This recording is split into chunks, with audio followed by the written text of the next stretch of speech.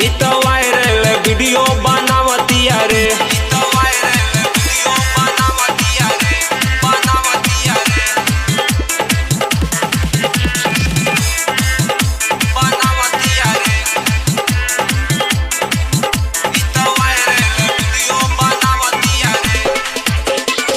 शैली लियोन प्रियंका पंडित से निकलती बिया, चौबे तिवारी राकेश मिश्रा के कहती बिया राजा।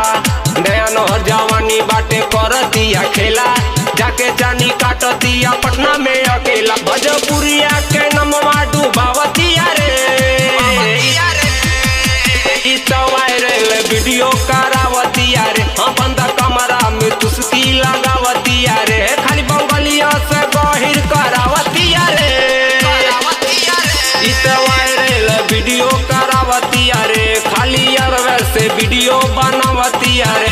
खाली अरवे से वीडियो बनावतिया रे। इ तो वायरल वीडियो बनावतिया रे, बनावतिया रे।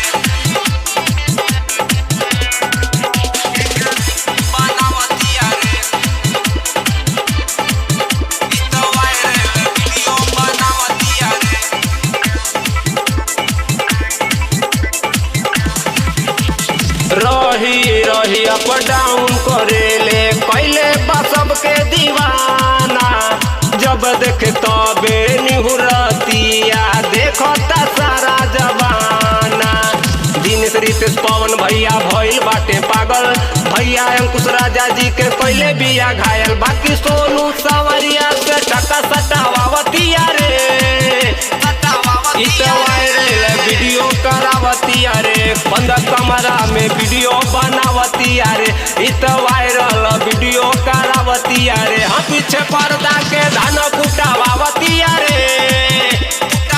खाली बंगलिया से गहिर करावतिया रे। इ तो वायरल वीडियो करावतिया रे। वीडियो देखा के सगरो जवानी जियान को देलो।